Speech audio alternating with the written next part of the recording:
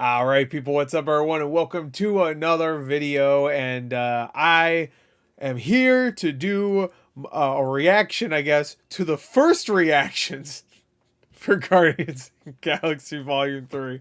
Yeah, that's how it's what, yeah. Yeah, we're reacting to reactions. I've done that before, whatever. But this is different. This is more, even though it's reactions, it's more of like it's Twitter reviews pretty much. I guess the embargo isn't up yet. I would assume, like, if they were really confident in this movie, then it would have an embargo. The embargo would be lifted. But I guess the social media embargo is lifted because I already saw some people post their reactions, not reviews, just like first thoughts kind of things up on Twitter and YouTube and shit. So people actually know. So I thought it'd be kind of fun to read this. Sorry, I'm a little tired. I got up early today. Didn't get much sleep, so I was actually about to go to bed in like like 10 minutes, and then this popped up, and I was like, "All right, let's take a look. Let's read it." So this is from Hollywood Reporter. Obviously, this is just a bunch of reactions. You know, hey, look, everybody, they loved it or they hated it. Who knows? Anyway, so I'm expecting it to be good. That's just what I expect, considering it's James Gunn, and I really really like James Gunn. Let's find out. Let's go. Okay. Okay. Here we go. Here's okay. The gift for yes, and the road for many of them. Okay. Let's read these. Okay. So all right. Here's a bunch. Okay. And then I just want to scroll down and see how many. Oh, hey, I know him. Wait, no, I don't. Never mind. I thought that was somebody else. I know him. Wait, no, he's just a white guy. Sorry. I know who she is. I'm gonna try not to read. I just saw her face as a. She's even as a small icon. Her face immediately makes me go. Ugh. No offense. I mean, I don't have the best face either. Not that she has a bad face. Just that I find her annoying. I don't even want to say her name. I'm like, ugh. Anyway, I just find her annoying. I don't know. Anyway, let's read some of these. Okay. Anyway, Guardians of the Galaxy 3 is very pretty, too jokey. Okay, and wow, now the MCU is too jokey. The Guardians actually has some funny humor in it, for the most part, and hinges on you still being wrapped up in the emotional fervor of Endgame. Really? I guess because of I guess Gamora. Maybe? I don't know. Which I don't think a lot of people are. Yeah, you're right. All right. All right, cool. I don't think any reaction around Guardians of the Galaxy Volume 3 really captures the weirdness of the film. Sounds good to me. Tonally, emotionally, visually, and politically all over the place and overwrought. I don't want to go as far as to proclaim it interesting, but it's something, I guess. All right. Oh, sounds very. Oh, I guess there's more to that, but whatever. Guardians of the Galaxy Volume 3 is the best. Is the Star Trek Beyond of the series. Okay. In the best and not so best ways. But Gunn is really good at this whole disarmingly earnest superhero thing, and even more so when he unleashes his old trauma instincts. Hell yeah. Love Romeo and Juliet shoutouts. Wish it felt less like a side quest, though. Really, a side quest. Damn. Some of these are like brutal. So far this feels oddly brutal. Guardians 3 aspires for sweeping emotion, gut-busting laughs, and thrilling action. It sometimes succeeds, but as a send-off for all these characters, it feels strangely uneven and anticlimactic. Oh no. Features the best makeup and visual effects of the trilogy. Okay. So it is like Star Trek Beyond then. Um, okay. We'll see. James Gunn really wait, actually that is something to bring up, that has the best visual effects of the trilogy, because MCU has not been doing very well when it comes to a lot of things, but their special effects especially.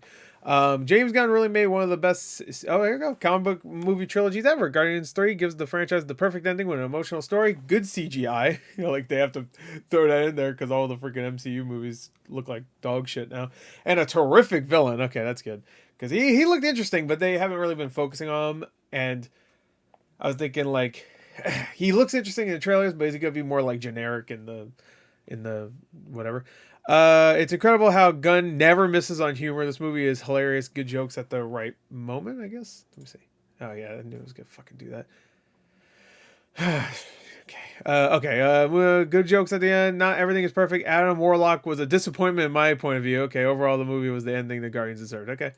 That sucks. Yeah, I was getting that vibe too from the trailer because they weren't really showing Adam Warlock a lot. Like most of the time, he was just kind of like there, like looking. You know, I don't even think we've heard him talk yet.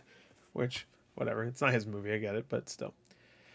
Guardians 3 is full of stakes, emotion, and feels like a solid ending. Good thing! The production design and set pieces are some of the Marvel's strongest. Finally. Thank God. It's almost like James Gunn cared, so he was probably like, no, we gotta make sure this is good. Maybe it is partial director's fault sometimes. Or maybe directors sometimes just don't give a shit to say, like, hey, we gotta make this look good, you know? Or maybe they just gave this one more attention because it's Guardians, and I don't know. I don't know why you wouldn't give Thor the same attention, but whatever. It's not that movie looked terrible. I think for the most part it looked fine, but there was some bad special effects in there. The floating head. It's long, but the theme of found family is and will always be its strength. I'll miss these misfits. How long is it? I guess probably 2.5 hours. That's my guess. We gotta talk. Okay, let's talk, baby. Delivered in more ways than one. Emotional, action-packed, comedic, and a tone that delivers. Grab the tissues, because damn, there are some sexy scenes. You're gonna be busting loafs. Oh, wait, that's not what he said. There are some moments, man. Rock is the man. He's dead. There's no way Rocket lives. Music choice is great, per usual, and VFX delivered. People like to talk about the special effects. You know what's weird? I feel like I never hear...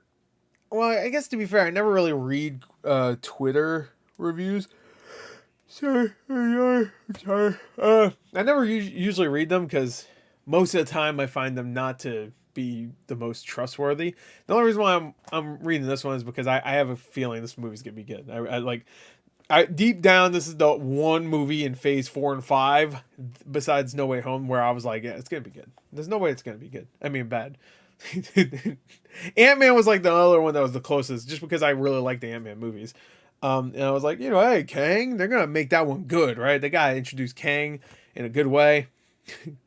They did it, and also now the Jonathan Major shit that's happening, I'm like, wow, woo, nope. maybe we go back on that Kang thing.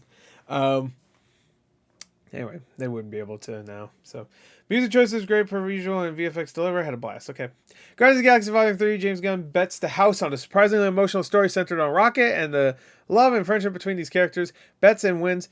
Okay, I get you. Yeah, because bets. It's pretty incredible. Animal lovers, there are a couple tough scenes. Yeah, all of his friends are gonna die. All of his animal friends are definitely dead. Teefs and Floor, they're dead. Lila, whatever her name, she's dead. They're all getting stomped, like curb stomped. So the best way to describe Volume 3 is that it's beautiful. I felt satisfied, which lately for the MCU has been a bit of a chore. Goddamn right. This movie reminded me why I love this so much. The story is special. Salute to Rocket Raccoon. Yeah, it's not Rocket. The way people are talking about it, it's not even like, they're not even like, they're hiding it by not saying it, but it's so very obvious Rocket's gonna die. So, warning, because there's going to be more reviews here. There's no spoilers here, obviously, but, like, come on. It's very obvious. Just screen Guardians of the Galaxy Volume 3, and it is emotional and... Wait, he just screened it? You did? You did it? And action-packed roller coaster ride. See, this is the best MCU film since No Way Home. That's good to hear. I highly recommend watching the movie on the most giant screen possible to be immersed in this intergalactic story. Thank you. Yeah, like it cut off, so it just says thank you. Oh no, you're probably, no problem, bro. It's anytime. I hate this poster, by the way. Here, they actually Stan Lee looks better, but even though Rocket looks fucked up there. What's going on with Rocket? Why is his face all fucked up? Oh no, it's not. Here's his. Okay, I get you. It looked weird from this angle. Oh, I didn't even notice Gamora here. That looks terrible.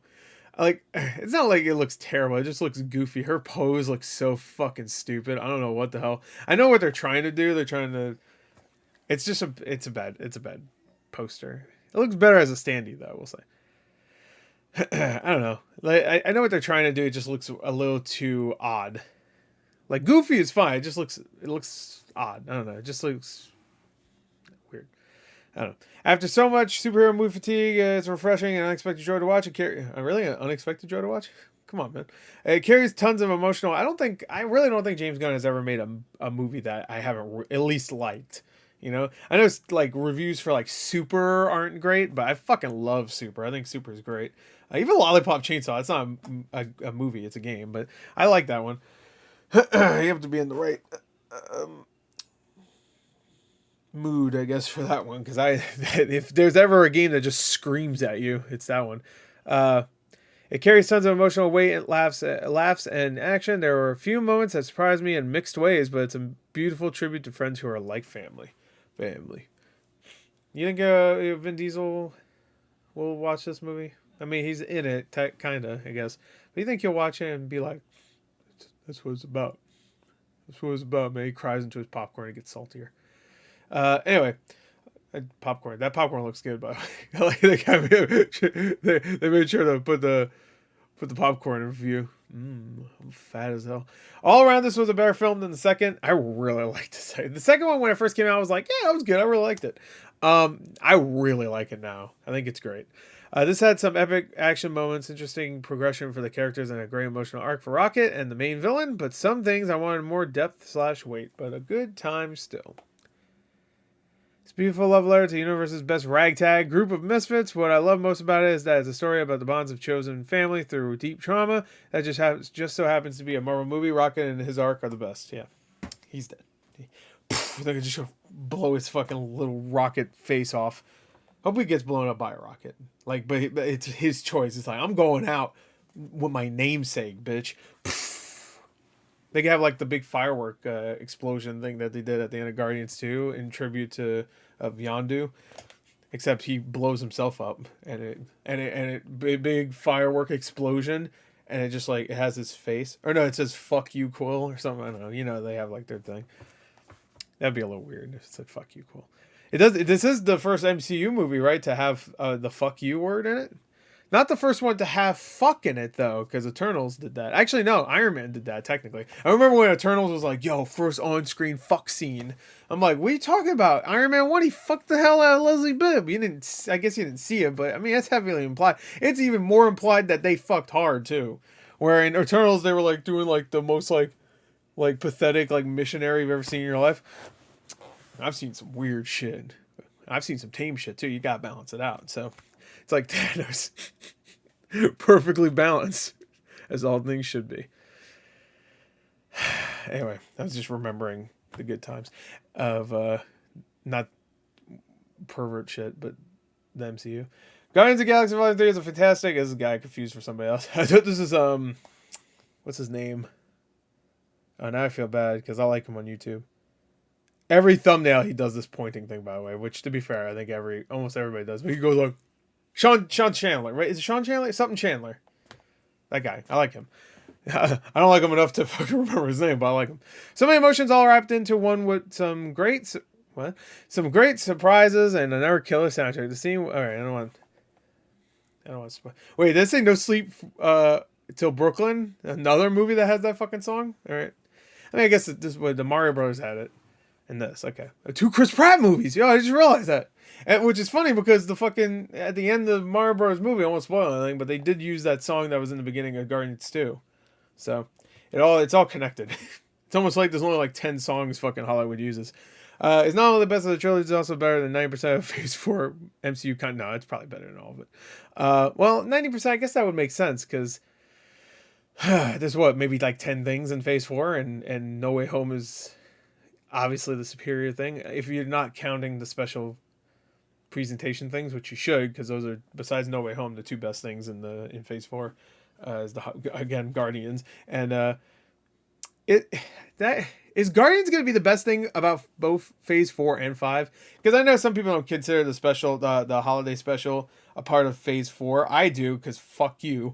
Some people don't even consider it a part of a phase, but I think that movie, or that short, had more emotional value than anything besides No Way Home in Phase 4. Legitimately. I felt way more in that 40 minutes than I felt in all of the 2 hours and plus minutes of like Black Widow or fucking Eternals or what's the other one? The show. You Gotta Do Better. Falcon Winter Soldier. Definitely Loki. I still don't understand why people love Loki. If you do, that's cool. I just don't understand it myself. Like, there's things to like in it, but overall, it has way too many problems for me to like it. Like, they ruined Loki, I think. I think Loki's a lame character now. They ruined continuity and certain things that just make me go, wow, you just shit all over your stuff for a silly joke. a lot of unlikable characters. Let me just say, I won't name names because I'll probably get shit on. But and nothing really super interesting story wise. Like Kang was like the only thing interesting, or he who is left behind, or which is funny because Marvel, I'm sure, is gonna fucking leave Jonathan Majors behind, as they maybe should. I don't know. I don't know what's going on. I don't like to judge someone just because of rumors or whatever. So you saw what happened with Johnny Depp. So I will not that I ever judge Johnny Depp anyway, because I don't know these fucking people. I don't know what happened. So I like to just like stay away from all that shit. I'm like, I don't know these people. No, I don't need to float my fucking big head in there for an opinion. Like a movie, I'll give you my opinion because it's a fucking movie. Who cares? Video game, same thing. TV show, whatever. A person and their life and what they've done, which not many people will actually be able to tell you what actually happened. I'm not gonna stick my head into it. Like I don't fucking know. I don't know why so many people feel like, oh, I need to give my opinion. If there was evidence, sure, give your opinion, but like we don't know what fucking happened. I don't know. I'm sure someone will hear this. No one will hear this. No one will go watch this far into the video anyway. But someone will hear this and think I'm defending Jonathan Majors. I'm like, I'm not defending anybody. I don't know what fucking happened because I wasn't there. Is all I'm saying. You know, I guess there's a little bit of evidence. Maybe I don't know. I haven't been keeping up with it because honestly, besides the part where I don't like sharing my opinion, I also just don't give a fuck. So I just don't. I don't care. Anyway, so. It's a roller coaster ride of emotion that is ultimately like saying goodbye to a good friend. Some of the best action in the trilogy. Okay, everybody's talking about how the action's really good. Like I always thought Guardians 1 and 2 had good action, but like the best part was the characters and the writing and stuff. I was right about the best superhero film of the year. I guess we had Shazam, Ant-Man. Do we have anything else? Superhero? Did we have like something small that came out?